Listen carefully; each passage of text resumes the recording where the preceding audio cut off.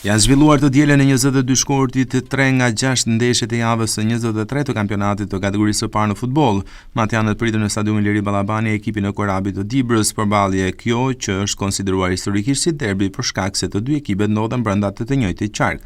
Megjithatë, kjo sfidë nuk pati fitues pasi u nda në barazim pa gola, edhe pse rastet ishin të shumta nga djemtë drejtuar nga tekniku Samuel Nikaj, nuk u arrit finalizimi i aksioneve. Edhe për skuadrën e Korabit të drejtuar nga Alfred Delia Liasi, nuk pati finalizim të aksioneve, por u mjaftua me pikën e marrë në transferin e Burelit.